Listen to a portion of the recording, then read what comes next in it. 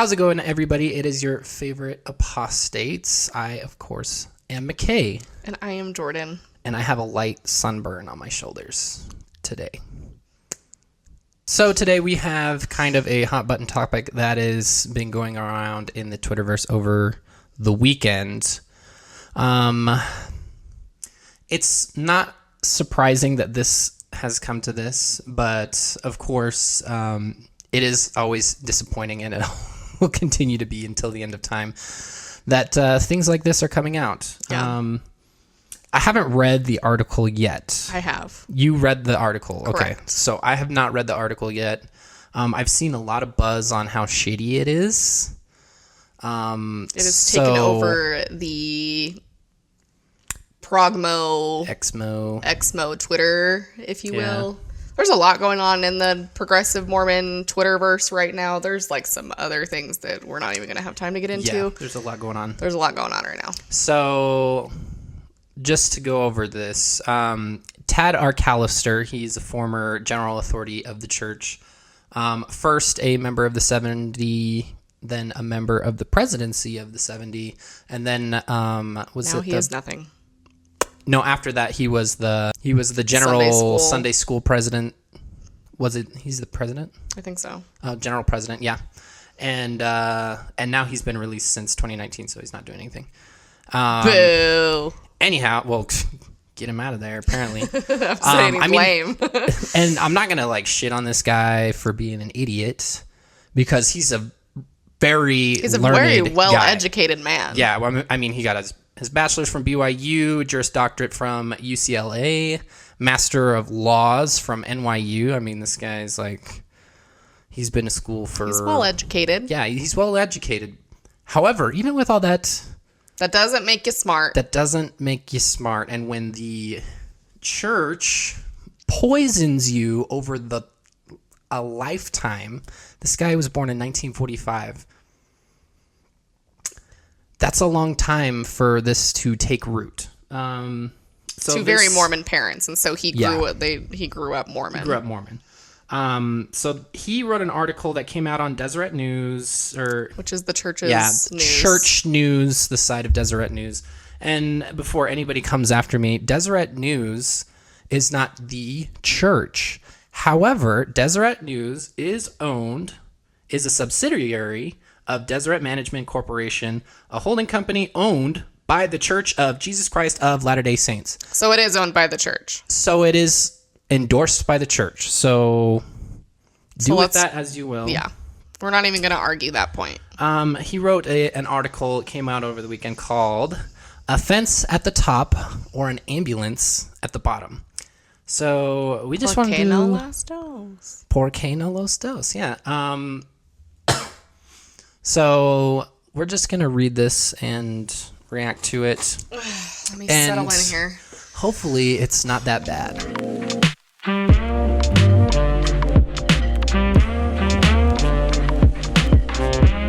Strap in, folks. All right, Jordan's going to be Not your strap-ons. Strap in. Here we go. Don't strap on your machinery. Jordan's going to be our resident reader, and we'll probably just do a paragraph at a time and kind of go from there. And I'm not going to read. I'm just going to read the important parts, because you can read the whole thing yourself if you really want to. Will we link it? I don't know. I don't want to link it. I might put screens up. Go search it if you really want to find it. Yeah, I don't encourage it, though. Okay, so beginning of the article asked, if you were asked what is the greatest challenge facing our nation today? So ponder what the greatest challenges facing our nation today are. How would you respond? The economy, national security, immigration, gun control, poverty, racism, crime, pandemics, climate change? So he says, while each of these is a valid concern and deserves attention, I do not believe that any of them strikes at the heart of our greatest challenge. You ready, guys? More important than racism, immigration, gun control, poverty, all of these things. A return to family and moral values. Wow. To put our prime focus on other challenges is to strike at the leaves, not the root of the problem. So let me just address that for a moment. If that's not the root of the problem, well, we're not going to have an effing earth to be on to deal with the family moral issues if we don't get climate change under control. But that's neither here nor there.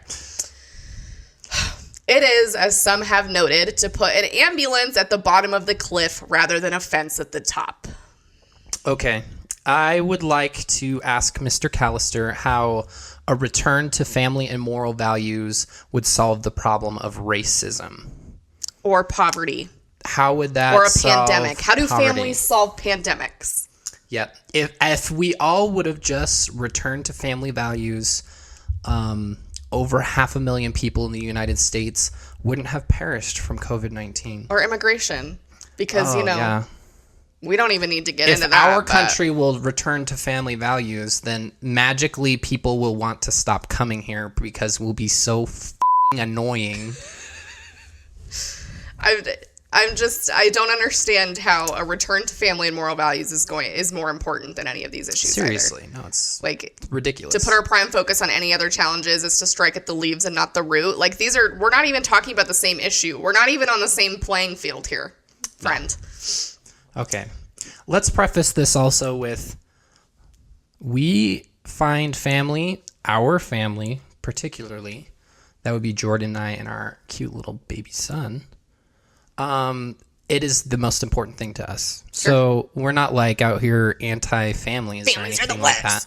It's just the kind of family and moral values that this guy thinks is important is really just a crock of shit. So anyway. So just keep that in mind. Just keep we're that not in mind. like, oh my God, families are the worst. So the family, a proclamation to the world, confirms the essentiality of the family unit to the well-being of society. The family is ordained of God. Marriage between man and woman is essential to his eternal plan. So mind you, the family, a proclamation to the world, is basically a really obnoxious document that the Mormons have all but canonized into Mormon scripture that basically states that... No, it is scripture. It is scripture? Yeah, it's not included scripture? in the standard works, but just like the proclamation that they did last year, they did the little hanky waving. Oh, yeah. It's scripture. Okay. So even worse, this document basically says marriage is between a man and a woman. That's it. That's it.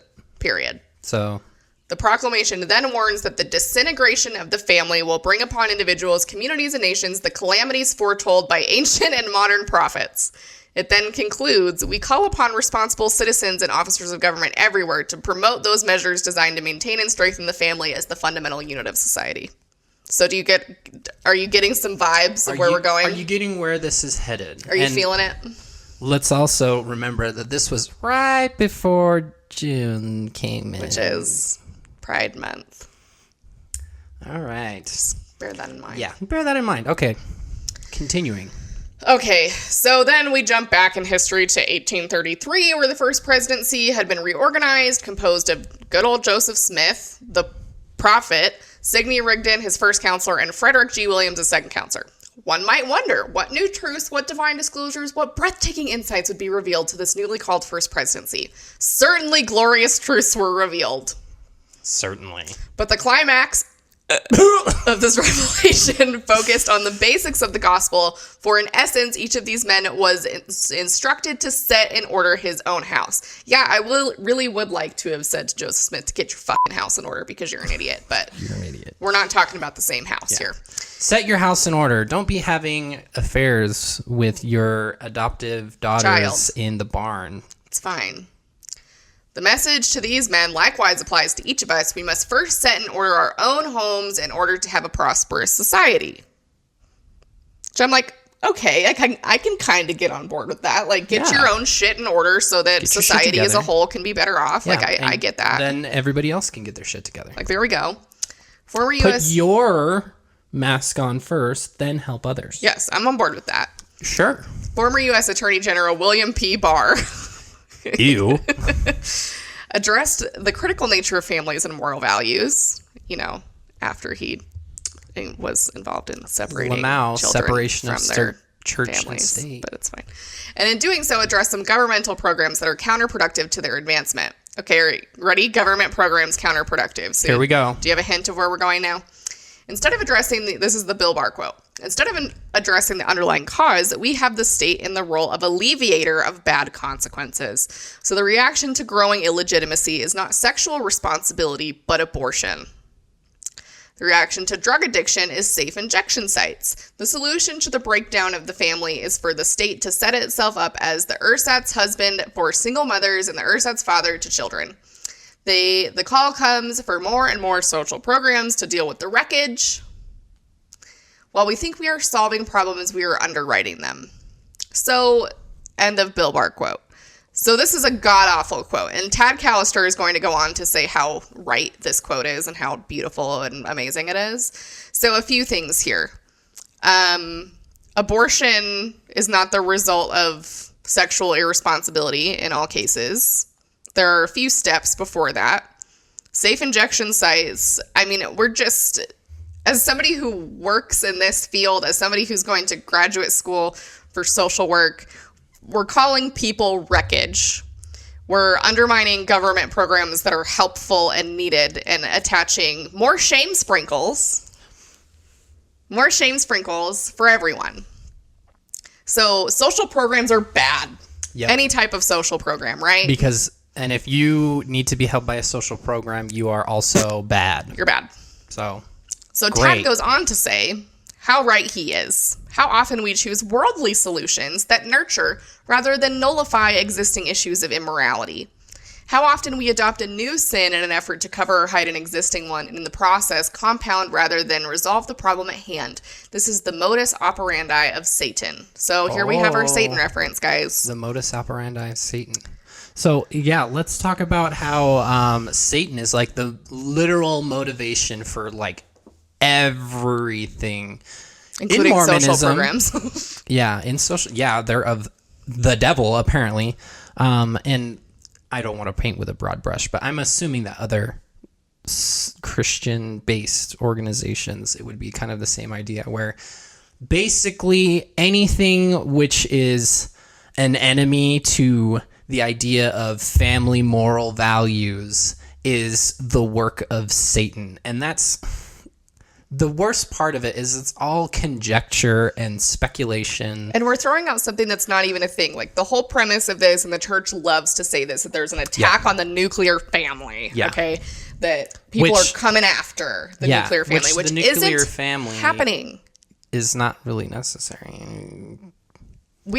Things change. We've adapted. And we're not just talking not a nuclear family in the sense of like women marrying women and men marrying men. I'm talking about like single women, single mothers, divorced people, widowed people. Yeah. Like the nuclear family isn't the standard anymore. We've evolved past that. And it's not just because of the gay people. You know? Like this is ridiculous. Yeah. Like this is not... It's so dumb. Okay. Yeah. So Satan's plan, obviously, is in direct opposition to the family proclamation, he says. It's an insidious attempt to destroy the nuclear family. There we go. There it is. And God's moral values. He disguises his plan of attack with alluring labels such as pro-choice for abortion, love and compassion for endorsement of same-sex marriage, and environmental emergency for promotion of a zero-growth population agenda. Oh, God. You're going to tell me that the Mormon church is not political? This dude, what the hell is this? Like, he just put it all on the table. Okay, pro-choice, that's anti-Mormon Christian values. 100%. But let's just break down same-sex marriage against the Mormon Let's just say view. Having love and compassion for endorsement of same-sex marriage. Do you think he thought about that in his head before he wrote that? Do you think he said it out loud? Because the church is such a proponent of, we love everyone. We love the gay people.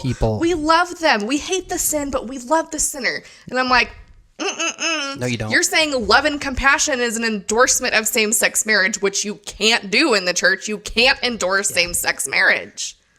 Or at least be in good standing with the church, depending on your bishop. Jordan, be careful. Somebody might say, well, he's not a general authority, so obviously this doesn't apply. And that's just his opinion. Why is he speaking for the church? Why is he speaking for the church? The church doesn't let anyone say anything that doesn't agree with them. Like, think about the Homers who were just on John DeLynne's podcast. They're Mormons they were former Mormons who have a pretty decent sized platform. Yeah. And they were once in a mixed faith marriage, and they wrote, and Chelsea wrote an amazing article for the church, and the church posted it on their website.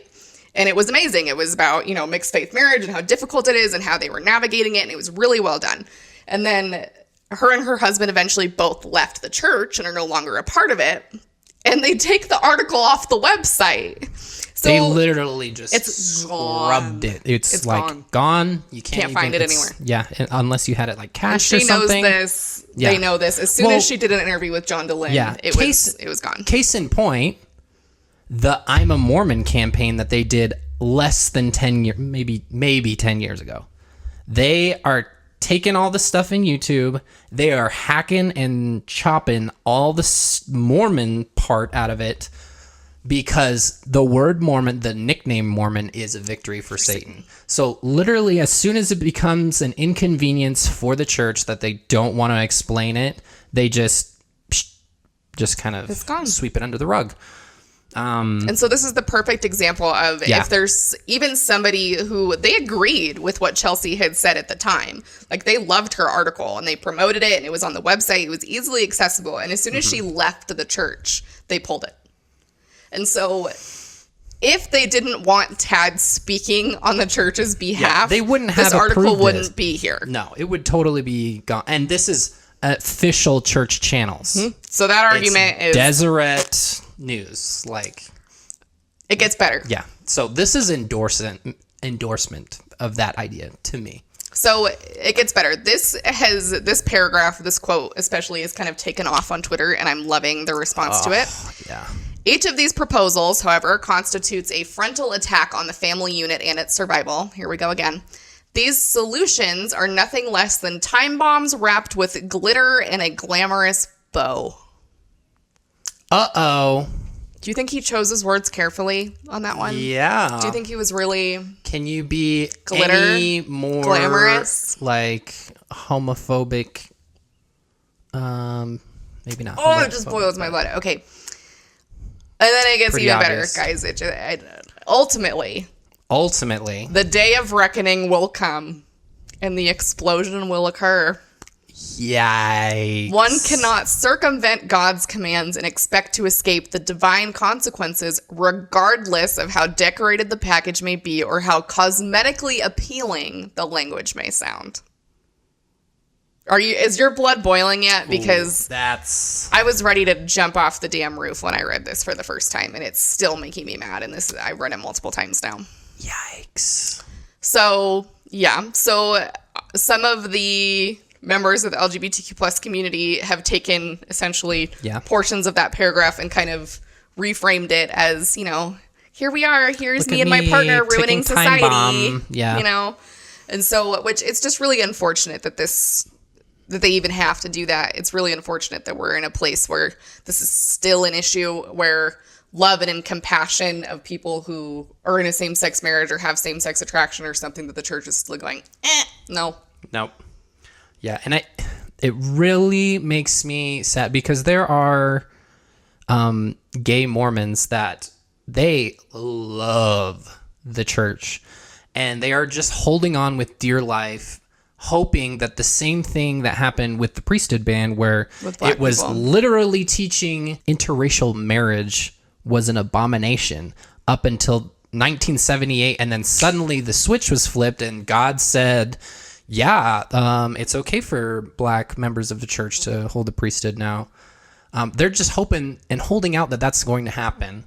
And language like this is damaging to those people. And we're not that's here how to they judge lose church membership. Yeah, those people. No, and my heart hurts for these people because, even though I have my qualms with the church, if they love the church, we're absolutely not saying if you're damaging them. If you're a member of the LGBTQ community, you can't stay within the church. And that's kind of the other argument that's going on in the Progmo community right now is how can you, like progressive Mormons, how can you be a progressive Mormon and contribute to an organization that's continually oppressing these people?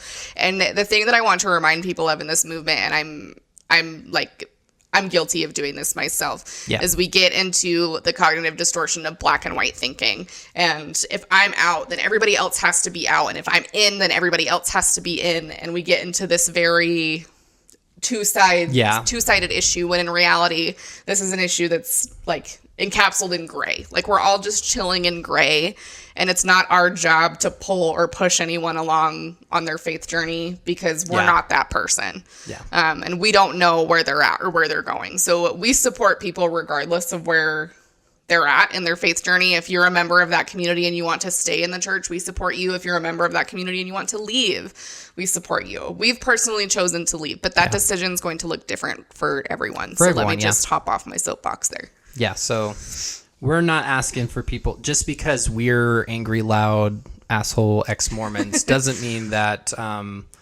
we hate Mormons by any stretch. Like, all of our families are still Mormons, so we're not going to, like... My only qualm with it is to reconsider paying your tithing. Yep.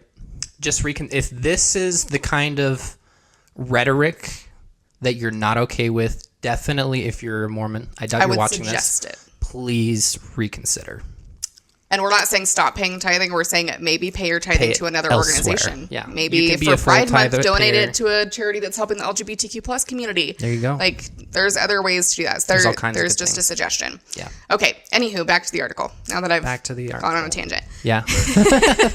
Hey, no, that's okay. We love this dialogue. I like this dialogue. Okay. If our prime focus is to promote family and moral values, then we will experience the consequences that flow from such efforts: less crime and drug abuse, less fraud and abuse, fewer divorces and lawsuits, fewer babies born out of wedlock, more ethical employees and employers, a reduction in welfare cases, less contention and hate, and a resurgence of faith in God. See, they're afraid because the whole faith in God resurgence, that's not happening right now. Everybody's running the other direction. Yeah, everybody's leaving. And that's not just Mormons. That's just religions in general right now. Yeah. And is there like any studies that any of these go down? Because what I see here in the state of Utah, I mean, there's the most densely populated Mormon areas here in Utah, and there's plenty of crime. We have an opioid epidemic. It is bad, and not just among non-Mormon people, but among Mormons alike.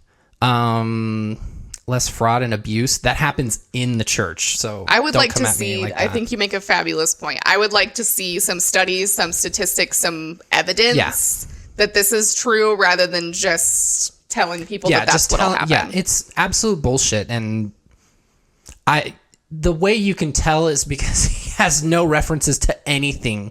He doesn't even have a scripture in this paragraph talking about, oh, well, if this happens, then that will happen. Well, and if that was really the case, because Mormons do promote family and moral values as a whole. They do. And so if that was really the case, we would have seen a reduction in these things in heavily, densely populated Mormon areas. There would be no divorce. There would be no babies out of wedlock. There would literally be zero need for a Planned Parenthood in Salt Lake City, but we have one.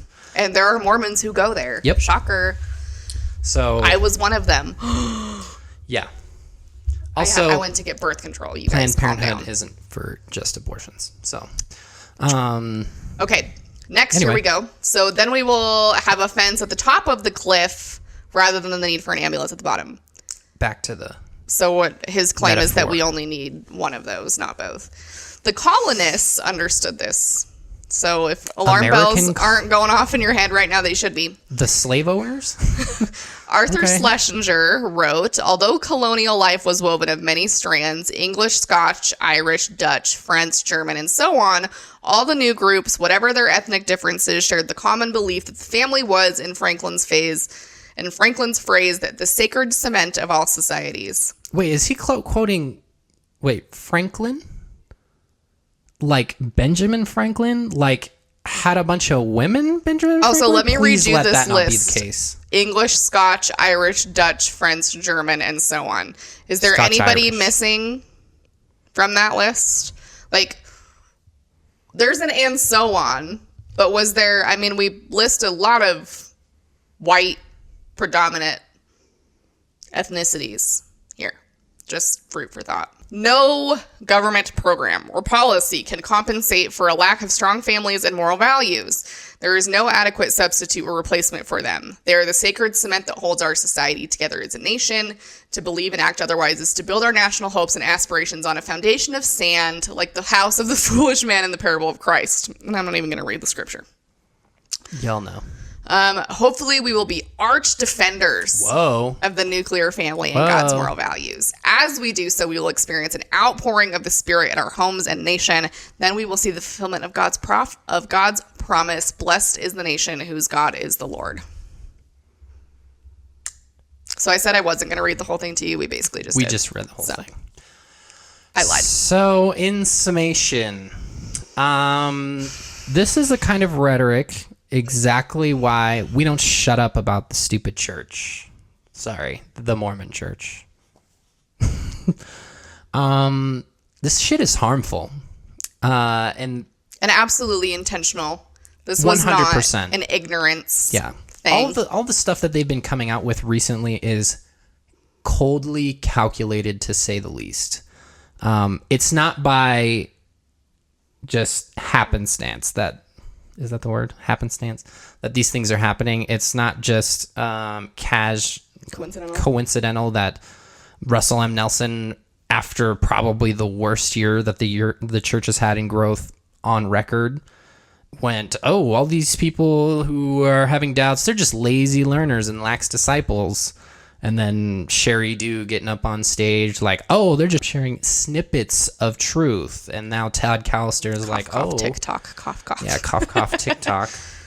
She was talking about us. Oh, absolutely. Being like, they're just glitter-wrapped time bombs with glamorous bows and like... And that's why it's so frustrating to me to think, because at one point, as a former progressive Mormon or as a progmo, I did think that the church would eventually change its policy on gay marriage, and I'm not unconvinced that they will or won't at this point. I'm just disappointed because there is a lot of people I feel like who are hanging on for that reason, and there's a lot of harm and pain and shame and trauma that's being done to these people in the process. And it's not a judgment on them for choosing to stay. It's that this type of rhetoric, type of encouraging this type of behavior, I mean, it's just fuel for the people who are like, we have to hate the LGBTQ plus community.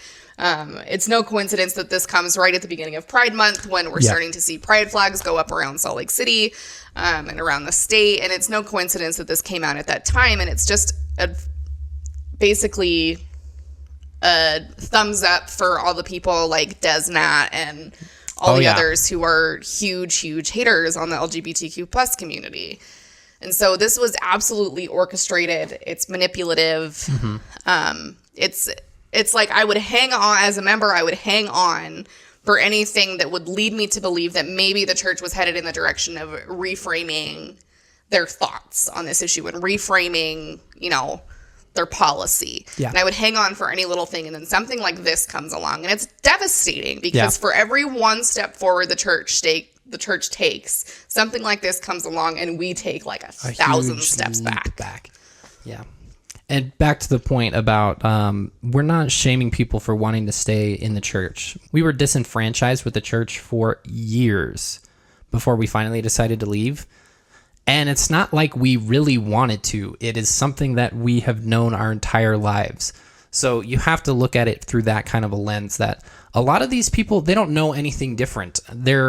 When you're leaving the church, you're taking a step into pitch black because the church has outlined all of this shit from before you were born until after you die, like down to super specifics like people like us are going to go to the celestial kingdom and we're not going to have genitals. Like this is how specific the Mormon church has been.